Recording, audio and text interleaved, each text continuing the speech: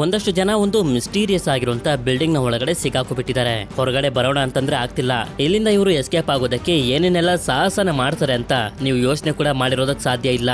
ಹಾಗೆ ಈ ತರ ಒಂದು ಕಾನ್ಸೆಪ್ಟ್ ಇರುವಂತ ಮೂವಿನ ಫಸ್ಟ್ ಟೈಮ್ ನಾನು ಕೂಡ ನೋಡಿದ್ದು, ನೀವು ಕೂಡ ನೋಡಿರೋದಿಲ್ಲ ಅಂತ ಅನ್ಕೊಂಡಿದೀನಿ. ಈ ಬಿಲ್ಡಿಂಗ್ ನ ಒಳಗಡೆ ಇವರು ಹೇಗ್ ಸಿಗಾಕೊಂಡ್ರು, ಏನಕ್ಕೆ ಹೊರಗಡೆ ಹೋಗೋದಕ್ಕೆ ಆಗ್ತಿಲ್ಲ ಅಂತ ನೀವು ತಿಳ್ಕೊಬೇಕು ಅಂತಂದ್ರೆ ಈ ಮಿಸ್ಟರಿ ಥ್ರಿಲ್ಲರ್ ಮೂವಿನ ನನ್ನ ಜೊತೆ ಕೊನೆವರೆಗೂ ನೋಡ್ಬೇಕು. ಅಂದಂಗೆ ಈ ಮೂವಿ ಹೆಸರು ಬ್ರಿಕ್ ಅಂತ.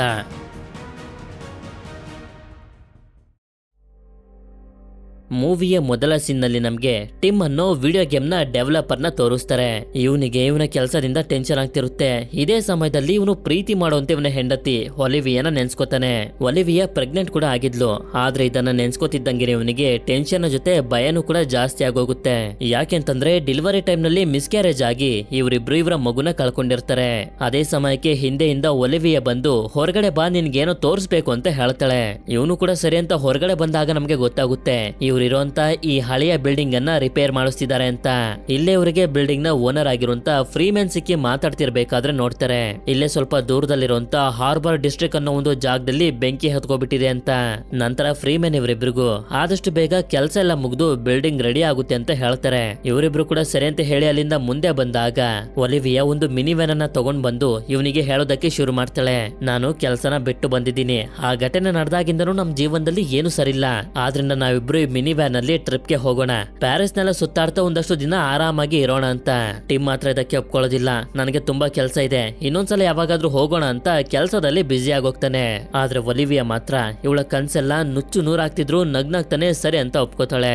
ಆದ್ರೆ ರಾತ್ರಿ ಮಲ್ಕೋತಿರ್ಬೇಕಾದ್ರೆ ಇವಳಿಗೆ ಬೇಜಾರಾಗೋದಕ್ಕೆ ಶುರುವಾಗುತ್ತೆ. ಯಾಕೆಂತಂದ್ರೆ ಇವರಿಬ್ರು ಮಗುನ ಕಳ್ಕೊಂಡು 7 ವರ್ಷಗಳು ಕಳೆದೋಗಿದಾವೆ. ಆದ್ರೆ ಟಿಮ್ ಮಾತ್ರ ಘಟನೆಯಿಂದ ಹೊರಗಡೆ ಬರ್ತಾನೆ ಇಲ್ಲ.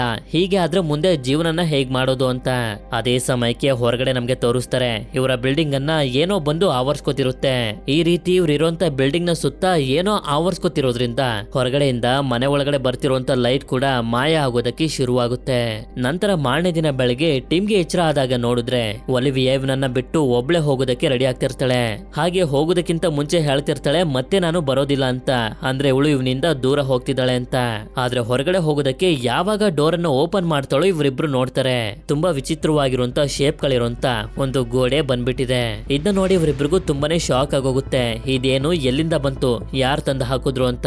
ಅಷ್ಟೇ ಅಲ್ಲದೆ ಇವನು ಸೆಕ್ಯೂರಿಟಿ ಕ್ಯಾಮ್ರಾನ ಚೆಕ್ ಮಾಡಿದ್ರು ಕೂಡ ಇವನಿಗೆ ಗೊತ್ತಾಗೋದಿಲ್ಲ ಹೊರಗಡೆ ಏನ್ ನಡೀತಿದೆ ಅಂತ.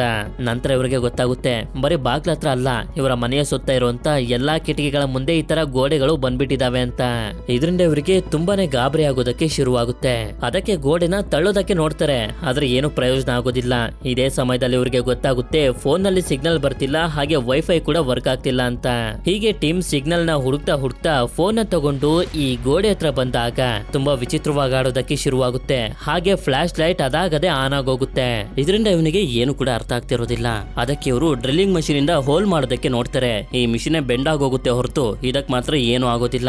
ಇದರಿಂದ ಇವರಿಬ್ರಿಗೂ ಯೋಚನೆ ಶುರು ಆಗೋಗುತ್ತೆ, ಒಂದೇ ಒಂದು ರಾತ್ರಿಲಿ ಈ ರೀತಿ ಗೋಡೆಗಳನ್ನ ಹಾಕ್ಬಿಟ್ಟು ಹೋಗೋದಕ್ಕೆ ಹೇಗ್ ಸಾಧ್ಯ ಅಂತ. ಅದೇ ಸಮಯಕ್ಕೆ ಅವರ ಪಕ್ಕದ ಮನೆಯಿಂದ ಕೂಗಾಡ್ತಿರುವಂತ ಶಬ್ದಗಳು ಕೇಳಿಸ್ತವೆ. ಅದಕ್ಕೆ ಡ್ರಿಲ್ ಅನ್ನ ಮಾಡಿ ನೋಡಿದ್ರೆ ಈ ಮನೆಯಲ್ಲಿ ಆನಾ ಅನ್ನೋ ಒಬ್ಳು ಹುಡುಗಿ ಹಾಗೆ ಮಾರ್ವಿನ್ ಅನ್ನೋ ಹುಡುಗ ಇರ್ತಾನೆ. ಇವರ ಮನೆಯಲ್ಲೂ ಕೂಡ ಅದೇ ರೀತಿ ಗೋಡೆಗಳು ಬಂದಿರೋದ್ರಿಂದ ತುಂಬಾನೇ ಗಾಬರಿ ಆಗ್ಬಿಟ್ಟಿರ್ತಾರೆ. ಇದೇ ಸಮಯದಲ್ಲಿ ನಮ್ಗೆ ಮತ್ತೊಂದು ವಿಷಯನೂ ಕೂಡ ಗೊತ್ತಾಗುತ್ತೆ, ಇವರಿಬ್ರು ಮಾದಕ ವಸ್ತುಗಳನ್ನ ತಗೊಳ್ತಾರೆ ಅಂತ. ಇದಾದ್ಮೇಲೆ ಆನನ್ನ ಇವರು ಕೇಳ್ತಾರೆ, ರಾತ್ರಿ ಏನಾದ್ರೂ ವಿಚಿತ್ರವಾಗಿ ಆಗೋದನ್ನ ನೋಡಿದ್ರ, ಏನಾದ್ರೂ ನಿಮ್ಗೆ ಫೀಲ್ ಆಯ್ತಾ ಅಂತ. ಹಾಗೆ ಇವಳು ಕೂಡ ಇಲ್ಲ, ಆ ರೀತಿ ಏನೂ ಆಗ್ಲಿಲ್ಲ, ರಾತ್ರಿ ಮಲಗಿ ಬೆಳಗ್ಗೆ ಎದ್ದೋಳಷ್ಟರಲ್ಲಿ ಈ ರೀತಿ ಬಂದ್ಬಿಟ್ಟಿದಾವೆ ಅಂತ ಹೇಳ್ತಾಳೆ. ಆಗ ಟಿಮ್ ಹಾಗೆ ಒಲಿವಿಯಾ ಗಮನಿಸ್ತಾರೆ, ನೆಲ್ಲಿಲಿ ನೀರ್ ಬರ್ತಿರೋದಿಲ್ಲ. ಬರೀ ಒಂದು ನೆಲ್ಲಿಲಿ ಅಲ್ಲ, ಮನೇಲಿ ಯಾವ ನೆಲ್ಲಿಲಿ ಕೂಡ ನೀರು ಬರ್ತಿರೋದಿಲ್ಲ. ಇದೇ ಸಮಯದಲ್ಲಿ ಇವರಿಬ್ಬರ ಮಧ್ಯೆ ಇರುವಂತ ಮಿಸ್ಅಂಡರ್ಸ್ಟ್ಯಾಂಡಿಂಗ್ ಹಾಗೆ ಕೋಪಗಳಿಂದ ಸ್ವಲ್ಪ ಜಗಳನು ಕೂಡ ಮಾಡ್ಕೊಬಿಡ್ತಾರೆ. ಹೀಗೆ ಜಗಳ ಮಾಡ್ತಾ ಒಲಿವಿಯಾ ಇವನಿಗೆ ಬೈದ್ ಬಿಡ್ತಾಳೆ, ನೆನ್ನೆನೆ ನನ್ನ ಮಾತನ್ನ ಕೇಳಿದ್ರೆ ಇಷ್ಟೊತ್ತಿಗೆ ವ್ಯಾನ್ ನಲ್ಲಿ ಎಲ್ಲಾದ್ರೂ ಹೊಟ್ಟೋಗ್ಬೋದಾಗಿತ್ತು ಅಂತ. ಆಗ ಕೋಪ ಬಂದು ಟಿಮ್ ಕೂಡ ಇವನ ಫೋನ್ ಅನ್ನ ಹೊಡೆದಾಕ್ಬಿಡ್ತಾನೆ. ಸ್ವಲ್ಪ ಹೊತ್ತಾದ್ಮೇಲೆ ಇವನು ಗಮನಿಸ್ತಾನೆ, ಒಂದು ಮೆಟಲ್ ಪೀಸ್ ಹೋಗಿ ಆ ಗೋಡೆಗೆ ಕಚ್ಕೊಂಡಿದೆ. ಆಗ ಇವನಿಗೆ ಗೊತ್ತಾಗುತ್ತೆ ಈ ಗೋಡೆ ಒಂಥರ ಮ್ಯಾಗ್ನೆಟ್ ನ ರೀತಿ ಕೆಲಸ ಮಾಡ್ತಿದೆ ಅಂತ. ಆಗ ಒಲಿವಿಯಾ ಕೂಡ ಬೈದ್ಯದಕ್ಕೆ ಬಂದು ಸಾರಿ ಕೇಳ್ತಾಳೆ. ಈ ವಿಷಯ ಇವಳಿಗೂ ಕೂಡ ಗೊತ್ತಾಗ್ತಿದ್ದಂಗೆನೆ ಮನೇಲಿರುವಂತ ಸಣ್ಣ ಪುಟ್ಟ ವಸ್ತುಗಳನ್ನ ತಗೊಂಡ್ ಬಂದು ಈ ಗೋಡೆ ಮೇಲೆ ಇಡ್ತಾರೆ. ಈ ರೀತಿ ಮಾಡಿದಾಗ ಇವ್ರಿಗೆ ಗೊತ್ತಾಗುತ್ತೆ ಈ ಗೋಡೆಯ 4 ಜಾಗದಲ್ಲಿ ಮಾತ್ರ ತುಂಬಾ ಸ್ಟ್ರಾಂಗ್ ಆಗಿರುವಂತ ಮ್ಯಾಗ್ನೆಟಿಕ್ ಫೀಲ್ಡ್ ಇದೆ ಅಂತ. ಆದ್ರೆ ಇದ್ದಕ್ಕಿದ್ದಂಗೆ ಈ ವಸ್ತುಗಳು ಜೋರಾಗಿ ಅಲುಗಾಡ್ತಾ ಹಿಂದಕ್ಕೂ ಕೂಡ ಬಂದ್ಬಿಡ್ತವೆ. ಆಗ ಒಲಿವಿಯಾ ನೋಡಿದ್ರೆ ಇವಳನ್ನ ಕಾಪಾಡೋದು ನೋಡೋದಕ್ಕೆ ಹೋಗಿ ಟಿಮ್ನ ಬೆನ್ನಲ್ಲೆಲ್ಲ ವಸ್ತುಗಳು ಚುಚ್ಕೊಂಡಿರ್ತವೆ. ಅದಕ್ಕೆ ಇವಳು ಸಾರಿ ಕೇಳ್ತಾ ಬೆನ್ನಲ್ಲಿರುವಂತ ವಸ್ತುಗಳನ್ನೆಲ್ಲ ತೆಗೆದುಹಾಕಿ ಬ್ಯಾಂಡೇಜ್ ಅನ್ನ ಹಾಕ್ತಾಳೆ. ಆಗ ಇವನು ಕೂಡ ಬ್ಯಾಂಡೇಜ್ ಅನ್ನ ಹಾಕಿದಕ್ಕೆ ಥ್ಯಾಂಕ್ಸ್ ಹೇಳ್ತಾನೆ. ಅದೇ ಸಮಯಕ್ಕೆ ಪಕ್ಕದ ಮನೆಯ ಆನಾ ಹಾಗೆ ಮಾರ್ವಿನ್ ತುಂಬಾ ಜೋರಾಗಿ ಕೂಗಾಡ್ತಿರುವಂತ ಶಬ್ದಗಳು ಕೇಳಿಸ್ತವೆ. ಅಲ್ಲಿ ಏನಾಗ್ತಿದ್ಯೋ ಏನೋ ಅಂತ ಇವರಿಬ್ರು ಗೋಡೆನ ಕಟ್ ಮಾಡಿ ಒಳಗಡೆ ಬರ್ತಾರೆ. ಸೇಫ್ಟಿಗೆ ಅಂತ ಬ್ಯಾಟ್ ಹಾಗೆ ಸ್ಪ್ರೇನು ಕೂಡ ತಗೊಂಡ್ ಬಂದಿರ್ತಾರೆ. ಆದ್ರೆ ಸ್ವಲ್ಪ ಒಳಗಡೆ ಬಂದು ನೋಡಿದ್ರೆ ಆನಾ ಪ್ರಜ್ಞೆ ತಪ್ಪಿ ಬಿದ್ದಿರ್ತಾಳೆ. ಇದರಿಂದ ಅವಳನ್ನ ಎದ್ದೊಳಿಸಿ ಕರ್ಕೊಂಡು ಹೋಗ್ತಿರ್ಬೇಕಾದ್ರೆ ಅದೇ ಸಮಯಕ್ಕೆ ಮಾರ್ವಿನ್ ಬಂದು ಟಿಮ್ನ ಮೇಲೆ ಅಟ್ಯಾಕ್ ಮಾಡ್ಬಿಡ್ತಾನೆ. ಅದಕ್ಕೆ ಒಲಿವಿಯಾ ಇವನ ಕಣ್ಣಿಗೆ ಸ್ಪ್ರೇ ಹಾಕ್ಬಿಡ್ತಾಳೆ. ಆಗ ಆನಾ ಬಂದು ಇವರಿಬ್ರನ್ನ ತಡಿತಾಳೆ. ಇವನಿಗೆ ಏನು ಮಾಡ್ಬೇಡಿ, ನಾವು ಆ ಗೋಡೆನ ಹೊಡೆಯೋದಕ್ಕೆ ಟ್ರೈ ಮಾಡ್ತಿದ್ವಿ, ಆದ್ರೆ ನಾನೇ ಮಿಸ್ ಆಗಿ ಇವನಿಗೆ ಹೊಡೆದ್ಬಿಟ್ಟೆ. ಇವನು ನನಗೆ ಯಾವತ್ತೂ ನೋವನ್ನ ಮಾಡೋದಿಲ್ಲ ಅಂತ. ಸರಿ ಅಂತ ಇವರಿಬ್ರು ಮಾದಕ ವಸ್ತುವಿನ ನಶೆ ಹೋಗೋವರೆಗೂ ಇವನನ್ನ ಕಟ್ ಹಾಕ್ತಾರೆ. ಹಾಗೆ ಹೊರಗಡೆ ಹೋಗೋದಕ್ಕೆ ಬೇರೆ ಯಾವ್ದಾದ್ರು ದಾರಿ ಇದೆ ಅಂತ ಹುಡುಕ್ತಾ ಒಂದು ರೂಮ್ಗೆ ಬಂದಾಗ ಲೈಟ್ ಫ್ಲಿಕರ್ ಆಗ್ತಿರುತ್ತೆ. ಆ ರೀತಿ ಲೈಟ್ ಫ್ಲಿಕರ್ ಆಗಿದ್ರಿಂದ ಹಿಂದೆ ಇರುವಂತ ಗೋಡೆ ಸ್ವಲ್ಪ ಅಲುಗಾಡುತ್ತೆ. ಆದ್ರೆ ಇವನು ಅದನ್ನ ನೋಡೋದಕ್ಕಾಗೋದಿಲ್ಲ. ನಂತರ ಹೊರಗಡೆ ಹೋಗೋದಕ್ಕೆ ದಾರಿನ ಹುಡುಕ್ತಿರ್ಬೇಕಾದ್ರೆ ಇವರಿಬ್ರಿಗೂ ಈ ಜಾಗದಲ್ಲಿ ಸೀಕ್ರೆಟ್ ಆಗಿರುವಂತ ಕ್ಯಾಮ್ರಾಗಳೆಲ್ಲ ಸಿಕ್ತಿರ್ತವೆ. ಇದನ್ನ ನೋಡಿ ಇವರಿಗೆ ಏನು ಕೂಡ ಅರ್ಥ ಆಗ್ತಿರೋದಿಲ್ಲ. ಇದಾದ್ಮೇಲೆ ಕೊಡ್ಲಿನ ತಗೊಂಡ್ ಬಂದು ಗೋಡೆನ ಹೊಡೆದಾಕೋದಕ್ಕೆ ನೋಡಿದ್ರೆ ಒಂದು ಸಣ್ಣ ಸ್ಕ್ರಾಚ್ ಕೂಡ ಆಗೋದಿಲ್ಲ. ನಂತರ ಮಾರ್ವಿನ್ಗೆ ಪ್ರಜ್ಞೆ ಬಂದು ಇವನು ಟಿಮ್ನ ಮೇಲೆ ಅಟ್ಯಾಕ್ ಮಾಡೋದಕ್ಕೆ ಹೋಗಿದಂತ ವಿಷಯ ಗೊತ್ತಾಗಿ ಇವರನ್ನ ಸಾರಿ ಕೇಳ್ತಾನೆ. ಅದೇ ಸಮಯಕ್ಕೆ ಒಲಿವಿಯಾಗೂ ಕೂಡ ಒಂದು ಐಡಿಯಾ ಬಂದು ಹೇಳ್ತಾ ಹೋಗ್ತಾಳೆ. ಈ ಬಿಲ್ಡಿಂಗ್ ಅನ್ನ ಕಟ್ಟಿರೋದು ವರ್ಲ್ಡ್ ವಾರ್ 2 ನ ಸಮಯದಲ್ಲಿ. ವರ್ಲ್ಡ್ ವಾರ್ 2 ನ ಸಮಯದಲ್ಲಿ ಕಟ್ಟಿದ್ದಾರೆ ಅಂತಂದ್ರೆ ಖಂಡಿತವಾಗ್ಲೂ ಬೇಸ್ಮೆಂಟ್ ನಲ್ಲಿ ಒಂದು ಟನಲ್ ಅನ್ನ ಕಟ್ಟೇ ಇರ್ತಾರೆ. ಈಗ ನಾವು ಸೆಕೆಂಡ್ ಫ್ಲೋರ್ ನಲ್ಲಿ ಇದೀವಿ. ಸೆಕೆಂಡ್ ಫ್ಲೋರ್, ಫಸ್ಟ್ ಫ್ಲೋರ್ ಹಾಗೆ ಗ್ರೌಂಡ್ ಫ್ಲೋರ್ ಅನ್ನ ದಾಟಿ ಬೇಸ್ಮೆಂಟ್ ಗೆ ಹೋದ್ರೆ ಅಲ್ಲಿ ನಮ್ಗೆ ಟನಲ್ ಸಿಗುತ್ತೆ. ಆದ್ರಿಂದ ನಾವು ಬಿಲ್ಡಿಂಗ್ ಇಂದಾನೆ ಹೊರಗಡೆ ಹೋಗ್ಬೋದು ಅಂತ. ಅದಕ್ಕೆ ಇವರು ಇಲ್ಲಿಂದ ಫಸ್ಟ್ ಫ್ಲೋರ್ ಗೆ ಹೋಗೋದಕ್ಕೆ ಅಂತ ಗುಂಡಿ ತೋಡೋದಕ್ಕೆ ಶುರು ಮಾಡ್ತಾರೆ. ಹೀಗೆ ಇವರು ತೋಡ್ತಿರ್ಬೇಕಾದ್ರೂ ಕೂಡ ಡಿಸ್ಕಸ್ ಮಾಡ್ತಿರ್ತಾರೆ. ಈ ತರ ಗೋಡೆ ಬಂದಿರೋದಕ್ಕೆ ಕಾರಣ ಏಲಿಯನ್ಸ್ ಗಳು ಇರ್ಬೋದಾ, ಅಥವಾ ಶ್ರೀಮಂತ ವ್ಯಕ್ತಿಗಳು ಈ ರೀತಿ ನಮ್ಮನ್ನ ಬಿಲ್ಡಿಂಗ್ ನ ಒಳಗಡೆ ಕೂಡಾಕಿ ನಮ್ ಜೊತೆ ಗೇಮ್ ಅನ್ನ ಆಡ್ತಿರ್ಬೋದು, ನಾವು ಪಡೋಂತ ನೋವನ್ನ ನೋಡ್ತಾ ಅವರು ಎಂಜಾಯ್ ಮಾಡ್ತಿರ್ಬೋದಾ ಅಂತ. ನಂತರ ಇವರು ಗುಂಡಿನ ಓಪನ್ ಮಾಡ್ತಿದ್ದಂಗೆನೆ ಅಲ್ಲಿಂದ ಎಳೆದು ಟೀಮ್ ಫಸ್ಟ್ ಫ್ಲೋರ್ ಗೆ ಬಂದು ತಲುಪ್ತಾನೆ. ಆದ್ರೆ ಅದೇ ಸಮಯಕ್ಕೆ ಹಿಂದೆಯಿಂದ ವಯಸ್ಸಾಗಿರುವಂತ ವ್ಯಕ್ತಿ ಆಸ್ವೆಲ್ಟ್ ಬಂದು ಇವನಿಗೆ ಗನ್ ಪಾಯಿಂಟ್ ಮಾಡ್ತಾ ಹೇಳ್ತಿರ್ತಾನೆ, ನಮ್ಮ ಹತ್ರ ಇರುವಂತ ಫುಡ್ ಐಟಮ್ ಗಳನ್ನ ನಾನ್ ನಿಮ್ಗೆ ಕೊಡೋದಿಲ್ಲ ಅಂತ. ನಮ್ಗೆ ಫುಡ್ ಐಟಮ್ ಗಳು ಬೇಡ, ಇಲ್ಲಿಂದ ಬೇಸ್ಮೆಂಟ್ ಗೆ ಹೋಗ್ಬೇಕು ಅಂತ ಅನ್ಕೊಂಡಿದೀವಿ, ಅಲ್ಲಿಂದ ನಾವು ಹೊರಗಡೆ ಹೋಗ್ಬೋದು ಅಂತ ಇವನು ಹೇಳ್ತಿದ್ರೆ ಆಸ್ವೆಲ್ಟ್ ಮಾತ್ರ ಕೇಳ್ತಾನೆ ಇರೋದಿಲ್ಲ. ಆಗ ಇಲ್ಲಿಗೆ ಇವನ ಮೊಮ್ಮಗಳಾಗಿರುವಂತ ಲಿಯಾ ಬಂದು ಅರ್ಥ ಮಾಡಿಸ್ತಾಳೆ, ನಾವಿಲ್ಲಿ ಪರ್ಮನೆಂಟ್ ಆಗಿರೋದಕ್ಕಾಗೋದಿಲ್ಲ, ಇವ್ರ ಜೊತೆ ನಾವು ಕೂಡ ಬೇಸ್ಮೆಂಟ್ ಗೆ ಹೋಗ್ಬೇಕು, ಅವಾಗ ಮಾತ್ರ ಬಿಲ್ಡಿಂಗ್ ಇಂದ ಹೊರಗಡೆ ಹೋಗೋದಕ್ಕೆ ಸಾಧ್ಯ ಅಂತ. ಇದರಿಂದ ಆಸ್ವೆಲ್ಟ್ ಕೂಡ ಸರಿ ಅಂತ ಒಪ್ಕೊಂಡು ಹೇಳ್ತಾನೆ, ಹೌದು ಬೇಸ್ಮೆಂಟ್ ನಲ್ಲಿ ಹೊರಗಡೆ ಹೋಗೋದಕ್ಕೆ ಒಂದು ಟನಲ್ ಇದೆ ಅಂತ. ನಂತರ ಮಾರ್ವಿನ್ ನ ಕೈಗೆ ಕಟ್ಟಿದಂತ ಕಟ್ಟನ್ನ ಬಿಸ್ತಾರೆ. ಹಾಗೆ ಸರಿ ಅಂತ ಇಲ್ಲಿಂದ ಗ್ರೌಂಡ್ ಫ್ಲೋರ್ ಗೆ ಹೋಗೋದಕ್ಕೆ ಗುಂಡಿನೂ ಕೂಡ ತೋಡೋದಕ್ಕೆ ಶುರು ಮಾಡ್ತಾರೆ. ಇದೇ ಸಮಯದಲ್ಲಿ ಟಿಮ್ಗೆ ಇಲ್ಲಿ ಬಿದ್ದಿರುವಂತ ಒಂದು ಸ್ಮೋಕ್ ಡಿಟೆಕ್ಟರ್ ಕಾಣಿಸಿ ಅದನ್ನು ಓಪನ್ ಮಾಡಿ ನೋಡಿದ್ರೆ ಒಂದು ಕ್ಯಾಮ್ರಾ ಇರುತ್ತೆ. ಈ ತರ ಸೀಕ್ರೆಟ್ ಕ್ಯಾಮ್ರಾನ ಹಾಕ್ಸಿರೋದು ನೀವ ಅಂತ ಕೇಳಿದಾಗ ಓಸ್ವೆಲ್ಟ್ ಇಲ್ಲ, ಈ ಸ್ಮೋಕ್ ಡಿಟೆಕ್ಟರ್ಸ್ ಗಳನ್ನ ಹಾಕ್ಸಿರೋದು ಬಿಲ್ಡಿಂಗ್ ನ ಓನರ್ ಫ್ರೀಡ್ ಮ್ಯಾನ್ ಅಂತ ಹೇಳ್ತಾನೆ. ಅದಕ್ಕೆ ಅಡಿಗೆ ಮನೆಯಲ್ಲಿರುವಂತ ಮತ್ತೊಂದು ಸ್ಮೋಕ್ ಡಿಟೆಕ್ಟರ್ ನ ಚೆಕ್ ಮಾಡಿದಾಗ ಇದ್ರಲ್ಲೂ ಕೂಡ ಕ್ಯಾಮ್ರಾ ಇರುತ್ತೆ. ಅಷ್ಟೇ ಅಲ್ಲದೆ ಆಗ್ಲೇ ಆನಾ ಹಾಗೆ ಮಾರ್ವಿನ್ ನ ಮನೆಯಲ್ಲೂ ಕೂಡ ಒಂದು ಕ್ಯಾಮ್ರಾ ಸಿಕ್ಕಿತ್ತು. ಅಂದ್ರೆ ಫ್ರೀಡ್ ಮ್ಯಾನ್ ಸೀಕ್ರೆಟ್ ಆಗಿ ಇವರ ಮನೆಯಲ್ಲೆಲ್ಲ ನಡೀತಿರೋದನ್ನ ನೋಡ್ತಿದ್ದಾನೆ ಅಂತ. ಇದರಿಂದ ಇವರೆಲ್ಲರಿಗೂ ತುಂಬಾ ಕೋಪ ಬಂದು ಏನಕ್ಕೆ ಅವನು ಈ ರೀತಿ ಎಲ್ಲ ಮಾಡ್ತಿದ್ದಾನೆ ಕೇಳಬೇಕು ಅಂತ ಇಲ್ಲೇ ಇರುವಂತ ಪಕ್ಕದ ಗೋಡೆನ ಗುಂಡಿ ತೋಡ್ಬೇಕು ಅಂತ ಡಿಸೈಡ್ ಮಾಡ್ತಾರೆ. ಯಾಕೆಂತಂದ್ರೆ ಫ್ರೀಡ್ ಮ್ಯಾನ್ ಇಲ್ಲೇ ಪಕ್ಕದ ಮನೆಯಲ್ಲೇ ಇರೋದು.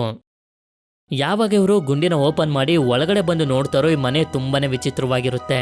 ಇಲ್ಲೇ ಮಾರ್ವಿನ್ಗೆ ಒಂದು ಚಾಕು ಕಾಣಿಸಿ ಅದನ್ನ ಎತ್ಕೋತಾನೆ. ಆದ್ರೆ ಇವರೆಲ್ಲರೂ ಸೇರಿ ಎಷ್ಟೇ ಹುಡುಕಿದ್ರು ಕೂಡ ಫ್ರೀಡ್ ಮ್ಯಾನ್ ಕಾಣದೇ ಇರೋದ್ರಿಂದ ಹೀಗೆ ಹುಡುಕ್ತಾ ಹುಡುಕ್ತಾ ಒಂದು ರೂಮ್ಗೆ ಬಂದು ನೋಡಿದ್ರೆ ತುಂಬಾನೇ ಶಾಕ್ ಆಗೋಗ್ತಾರೆ.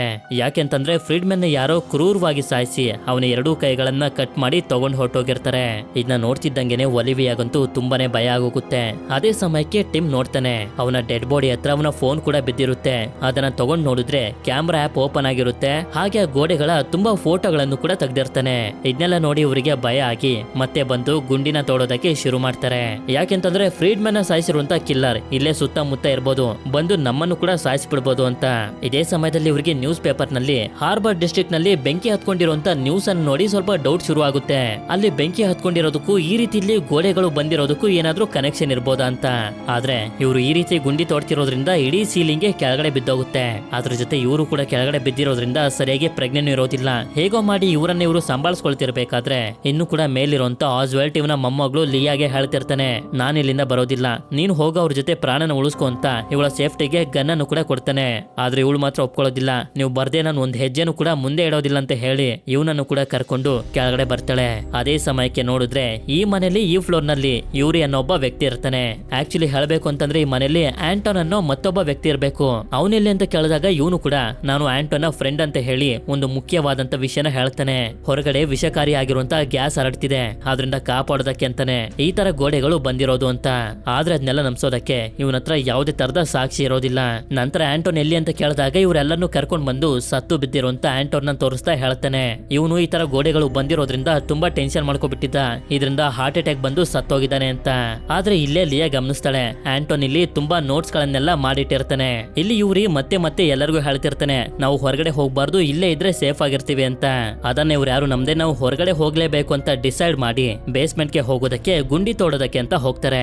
ಲಿಯಾ ಮಾತ್ರ ಇಲ್ಲೇ ಇದ್ದು ಆಂಟೋನ್ ಮಾಡಿರುವಂತ ನೋಟ್ಸ್ ಗಳನ್ನ ನೋಡ್ತಿರ್ಬೇಕಾದ್ರೆ ಇವ್ರು ಇವಳಿಗೆ ಹೇಳ್ತಿರ್ತಾನೆ, ಈ ಗೋಡೆಗಳ ಬಗ್ಗೆ ಯೋಚನೆ ಮಾಡ್ತಾ ಮಾಡ್ತಾ ಹುಚ್ಚನ್ ರೀತಿ ಏನೇನೋ ಬರೀತಿದ್ದ, ಕೊನೆಗೆ ಇದ್ರಿಂದನೇ ಸತ್ತೋದ ಅಂತ. ಯಾವಾಗ ಇವರೆಲ್ಲರೂ ಗುಂಡಿನ ಓಪನ್ ಮಾಡ್ಕೊಂಡು ಬೇಸ್ಮೆಂಟ್ ನ ಒಳಗಡೆ ಬಂದು ತಲುಪ್ತಾರೋ ತಕ್ಷಣನೇ ಆ ಟನಲ್ ಎಲ್ಲಿದೆ ಅಂತ ಹುಡ್ಕೋದಕ್ಕೆ ಶುರು ಮಾಡ್ತಾರೆ. ಹೀಗೆ ಹುಡುಕ್ತಾ ಹುಡುಕ್ತಾ ಒಂದು ಜಾಗದಲ್ಲಿ ಇವ್ರಿಗೆ ಸಿಕ್ಬಿಡುತ್ತೆ ಕೂಡ. ಆದ್ರಿಂದ ಇದಕ್ಕೆ ಹಾಕಿರುವಂತ ಲಾಕ್ ಅನ್ನು ರಿಮೂವ್ ಮಾಡಿ ಡೋರ್ ಅನ್ನು ಓಪನ್ ಮಾಡಿ ನೋಡಿದ್ರೆ ತುಂಬಾನೇ ಶಾಕ್ ಆಗೋಗ್ತಾರೆ. ಹಾಗೆ ಅವರೆಲ್ಲರೂ ಕೆರ್ಸ್ಕೊಳ್ತಿರೋದನ್ನ ಕೇಳಿ ಇವ್ರಿ ನಗ್ತಿರ್ತಾನೆ. ಯಾಕೆ ಅಂತಂದ್ರೆ ಟನಲ್ ನ ದಾರಿಲೂ ಕೂಡ ಆ ಗೋಡೆ ಬಂದ್ಬಿಟ್ಟಿರುತ್ತೆ. ಇದರಿಂದ ಇವರಿಗೆ ಇದ್ದಂತ ಕೊನೆಯ ನಂಬಿಕೆನೂ ಕೂಡ ಹೊಟ್ಟೋಗಿ ತುಂಬಾ ಗಾಬರಿ ಆಗೋದಕ್ಕೆ ಶುರುವಾಗುತ್ತೆ. ಹಾಗೆ ಮಾರ್ವಿನ್ ಕೂಡ ಕಂಟ್ರೋಲ್ ನ ಕಳ್ಕೊಬಿಡ್ತಾನೆ. ನಂತರ ಆಸ್ವೆಲ್ಟ್ ಹತ್ರ ಇರುವಂತ ಗನ್ನನ್ನ ಕಿತ್ಕೊಂಡು ಗೋಡೆ ಕಡೆಗೆ ಶೂಟ್ ಮಾಡಿದಾಗ ಬುಲೆಟ್ ಗಳೆಲ್ಲ ಮಧ್ಯದಲ್ಲೇ ನಿಂತ್ಕೊಂಡು ತುಂಬಾ ಸ್ಪೀಡ್ ಆಗಿ ಹಿಂದಕ್ಕೆ ಬಂದು ಹೊಡಿತವೆ. ಎಲ್ಲರೂ ಹೇಗೋ ಮಾಡಿ ತಪ್ಪಿಸ್ಕೊಳ್ತಾರೆ. ಆದ್ರೆ ವಯಸ್ಸಾಗಿರುವಂತ ಆಸ್ವೆಲ್ಟ್ ಮಾತ್ರ ತಪ್ಪಿಸ್ಕೊಳ್ಳೋದಕ್ಕೆ ಆಗೋದಿಲ್ಲ. ಒಂದು ಗುಂಡು ಇವನಿಗೆ ಬಿದ್ದು ತುಂಬಾ ರಕ್ತ ಹೋಗೋದಕ್ಕೆ ಶುರುವಾಗುತ್ತೆ. ಇವರೆಲ್ಲರೂ ಎಷ್ಟೇ ಕಷ್ಟಪಟ್ಟರು ಕೂಡ ಇವನನ್ನ ಉಳಿಸ್ಕೊಳ್ಳೋದಕ್ಕೆ ಆಗೋದಿಲ್ಲ. ಮೊದ್ಲೇ ಇವನಿಗೆ ಹುಷಾರ್ ಬೇರೆ ಇರ್ಲಿಲ್ಲ. ಆಸ್ವೆಲ್ಟ್ ಕೂಡ ಇವನ ಮೊಮ್ಮಗಳನ್ನ ನೋಡ್ತಾನೆ, ಕೊನೆ ಉಸಿರನ್ನ ಎಳೆದು ಬಿಡ್ತಾನೆ. ಇದರಿಂದ ಲಿಯಾಗಂತೂ ತುಂಬಾನೇ ದುಃಖ ಆಗೋಗುತ್ತೆ. ಈ ರೀತಿ ಮಾಡಿದ್ರಿಂದ ಮಾರ್ವಿನ್ ಇವನನ್ನೇ ಇವನು ಕ್ಷಮಿಸ್ಕೊಳ್ಳೋದಕ್ಕೆ ಆಗ್ತಿರೋದಿಲ್ಲ. ಎಲ್ಲರೂ ಬೇಜಾರಾಗಿರೋದ್ರಿಂದ ಇವರ ಜೀವನದಲ್ಲಿ ನಡೆದಿರುವಂತ ಕೆಟ್ಟ ಘಟನೆಗಳನ್ನ ಶೇರ್ ಮಾಡ್ಕೊಳ್ತಾ ಮನ್ಸಲ್ಲಿರುವಂತ ನೋವನ್ನ ಕಮ್ಮಿ ಮಾಡ್ಕೊಳ್ಳೋದಕ್ಕೆ ಶುರು ಮಾಡ್ತಾರೆ. ಈ ರೀತಿ ಮಾತಾಡ್ತಿರ್ಬೇಕಾದ್ರೂ ಕೂಡ ಮಾರ್ವಿನ್ ಲಿಯಾ ಹತ್ರ ಬೇಡ್ಕೋತಿರ್ತಾನೆ, ಗೊತ್ತಿಲ್ಲದೆ ಮಾಡ್ಬಿಟ್ಟೆ, ಕ್ಷಮಿಸ್ಬಿಡು ಅಂತ. ನಂತರ ಒಲಿವಿಯಾ ಹಾಗೆ ಟಿಮ್ನ ಚಾನ್ಸ್ ಬರುತ್ತೆ ಇವರ ಜೀವನದಲ್ಲಿ ನಡೆದಿರುವಂತ ಕೆಟ್ಟ ಘಟನೆನ ಹೇಳೋದಕ್ಕೆ. ಒಲಿವಿಯಾ ಕೂಡ ಇವರು ಕಳ್ಕೊಂಡಿರುವಂತ ಮಗು ಬಗ್ಗೆ ಹೇಳ್ತಿರ್ಬೇಕಾದ್ರೆ ಇದು ಟಿಮ್ಗೆ ಇಷ್ಟ ಆಗದೆ ಅಲ್ಲಿಂದ ಮತ್ತೊಂದು ರೂಮ್ಗೆ ಬಂದು ಇವಳಿಗೆ ಹೇಳ್ತಾನೆ, ಈ ತರ ವಿಷಯನೆಲ್ಲ ಅವರಿಗೆ ಹೇಳುವಂತ ಅವಶ್ಯಕತೆ ಇದೆಯಾ ಅಂತ. ಆಗ ಇವಳು ಕೂಡ ಹೌದು ಅವಶ್ಯಕತೆ ಇದೆ, ಆ ಘಟನೆ ನಡೆದಾಗಿಂದನೂ ನಾವು ಮಾತೇ ಆಡಿಲ್ಲ, ಇವತ್ತಾದ್ರೂ ಮಾತಾಡ್ಬೇಕು ಅಂತ. ಆದ್ರೆ ಇವನಂತ ಇವಳ ಮಾತನ್ನೇ ಕೇಳ್ತಿರೋದಿಲ್ಲ. ಆಗ ಇವಳು ಮನಸ್ಸಿನಲ್ಲಿ ತುಂಬಾ ನೋವನ್ನ ಇಟ್ಕೊಂಡು ಹೇಳ್ತಾ ಹೋಗ್ತಾಳೆ, ಮಗುನ ಕಳ್ಕೊಂಡಿದ್ರಿಂದ ನಿನ್ಗೆ ನೋವಾಯ್ತು ಅಂತ ನನ್ನ ಜೊತೆ ಮಾತಾಡೋದನ್ನೇ ಕಮ್ಮಿ ಮಾಡ್ದೆ. ಆದ್ರೆ ಆ ಟೈಮ್ ನಲ್ಲಿ ನಿನ್ಗಿಂತ ಜಾಸ್ತಿ ನೋವಲ್ಲಿದ್ದು ನಾನು. ಕಷ್ಟದ ಪರಿಸ್ಥಿತಿಲಿ ನಾನು ಒಬ್ಳನ್ನ ಬಿಟ್ಟು ನಿನ್ ಪಾಡಿಗೆ ನೀನು ಕೆಲಸನ ಮಾಡ್ತಿದ್ದೆ ಅಂತ ಇವಳು ಅಳ್ತಿರ್ಬೇಕಾದ್ರೆ ಇವನಿಗೂ ಕೂಡ ರಿಯಲೈಸ್ ಆಗ್ತಾ ಹೋಗುತ್ತೆ ಇವನು ಎಂತ ಒಂದು ದೊಡ್ಡ ತಪ್ಪನ್ನ ಮಾಡಿದಾನೆ ಅಂತ.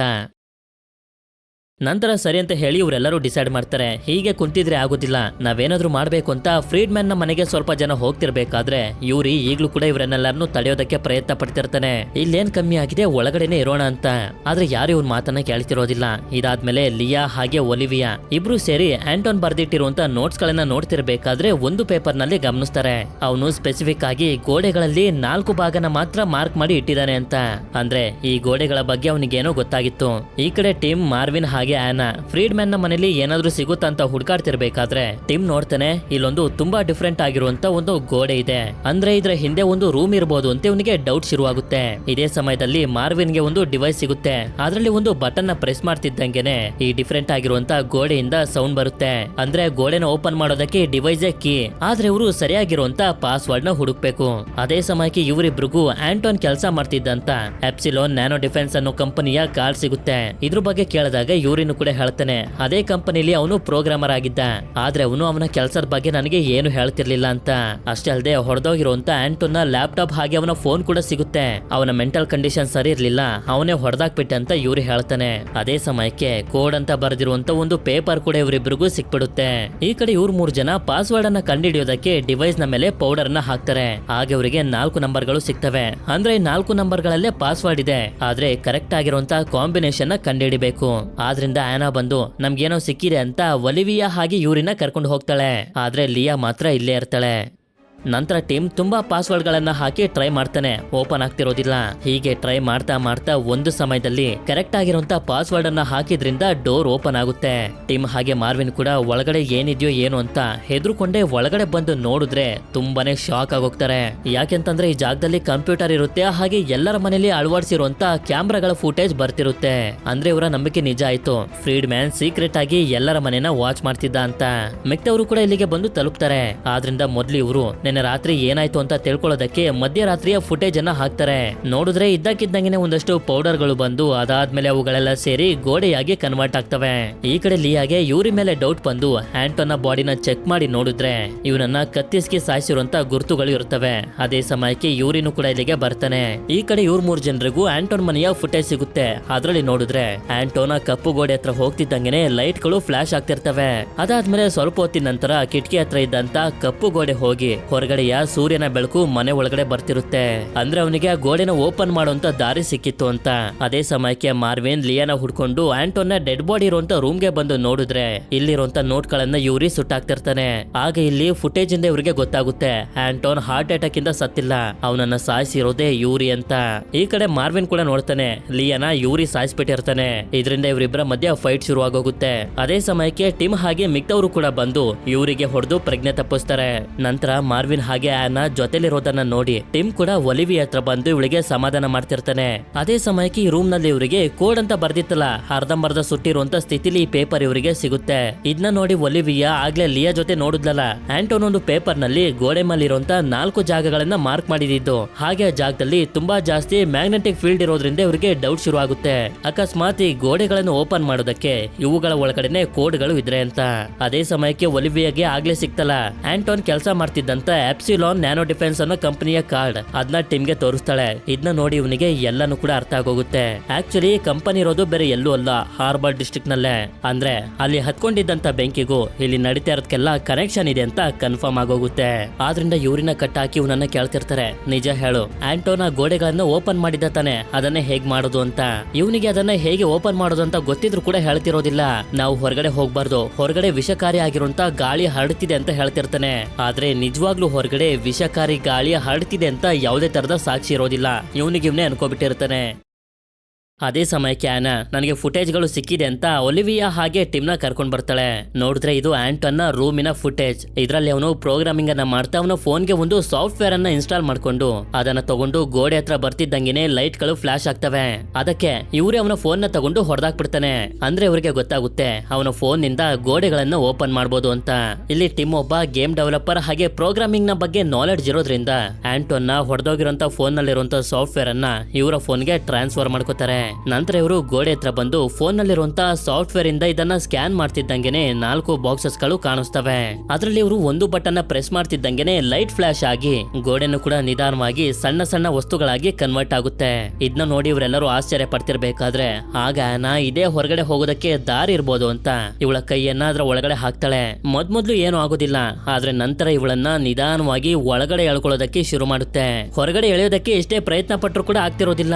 ಅದೇ ಸಮಯಕ್ಕೆ ಮತ್ತೆ ಇದು ಗೋಡೆಯಾಗಿ ಕನ್ವರ್ಟ್ ಆಗ್ತಿರುತ್ತೆ. ಹೊರಗಡೆ ಎಳೆಯೋದಕ್ಕೆ ಆಗದೆ ಇರೋದ್ರಿಂದ ಅವಳ ಅರ್ಧ ಬಾಡಿನೇ ಕಟ್ಟಾಗಿ ಸತ್ತೋಗ್ತಾಳೆ. ಇದನ್ನೆಲ್ಲ ನೋಡಿ ಮಾರ್ವಿನ್ ತುಂಬಾ ದುಃಖ ಪಡ್ತಿರ್ಬೇಕಾದ್ರೆ ಅದೇ ಸಮಯಕ್ಕೆ ಇವರನ್ನ ನೋಡಿ ಯೂರಿ ನಗ್ತಿರೋದ್ರಿಂದ ಮಾರ್ವಿನ್ ಅವನಿಗೆ ಶೂಟ್ ಮಾಡ್ಬಿಡ್ತಾನೆ. ಅದಾದ್ಮೇಲೆ ಆನಾ ಸತ್ತೋಗಿದ್ರಿಂದ ತುಂಬಾ ಬೇಜಾರಾಗಿ ಇವನು ಕೂಡ ಶೂಟ್ ಮಾಡ್ಕೊಬಿಡ್ತಾನೆ. ನಂತರ ಈಗ ಉಳಿದಿರೋದು ಇವರಿಬ್ರೆ. ಇದರಿಂದ ಇವರಿಬ್ರು ಕುಂತ್ಕೊಂಡು ಯೋಚನೆ ಮಾಡ್ತಿರ್ಬೇಕಾದ್ರೆ ಟಿಮ್ಗೆ ಈಗ ಗೊತ್ತಾಗಿರುತ್ತೆ ಇವನು ಏನೇನ್ ತಪ್ಪನೆಲ್ಲ ಮಾಡಿದಾನೆ ಅಂತ. ಅದಕ್ಕೆ ಕ್ಷಮೆ ಕೇಳ್ತಿರ್ಬೇಕಾದ್ರೆ ಒಲಿವಿಯಾ ಕೂಡ ಹೇಳ್ತಾಳೆ, ಆ ಘಟನೆ ಆದ್ಮೇಲೆ ನಾನು ಏನು ಬಯಸಿರ್ಲಿಲ್ಲ, ನೀನು ನಗ್ನಗ್ತಾ ನನ್ನ ಜೊತೆ ಚೆನ್ನಾಗಿದ್ದಿದ್ರೆ ಅಷ್ಟೇ ಸಾಕಾಗ್ತಿತ್ತು ಅಂತ.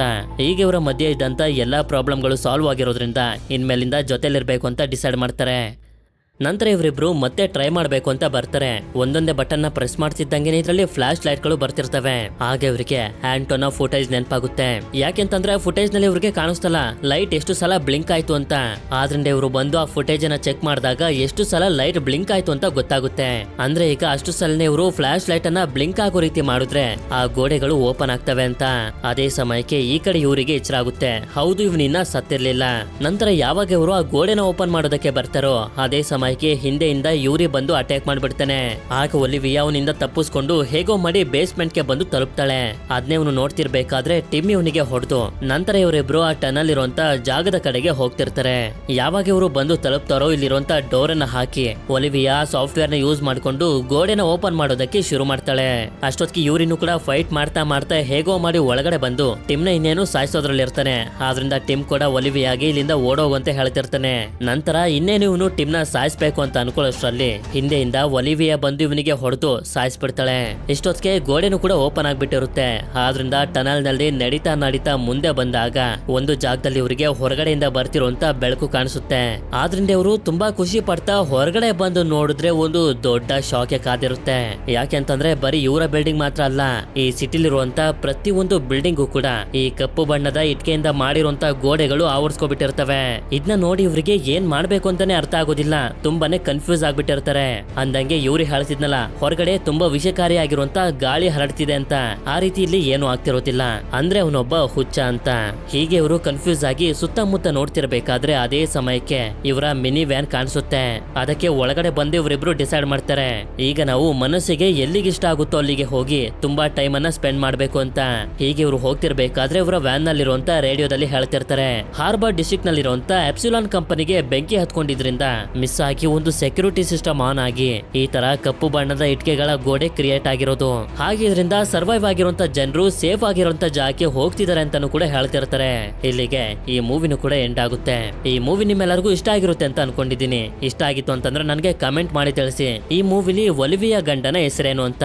ಹಾಗೆ ವಿಡಿಯೋ ಇಷ್ಟ ಆಗಿತ್ತು ಅಂತಂದ್ರೆ ಲೈಕ್ ಮಾಡಿ. ಸಿಗೋಣ ಮತ್ತೊಂದು ಅಮೇಜಿಂಗ್ ಆಗಿರುವಂತ ವಿಡಿಯೋದಲ್ಲಿ. Until then stay tuned mister explainer Kannada.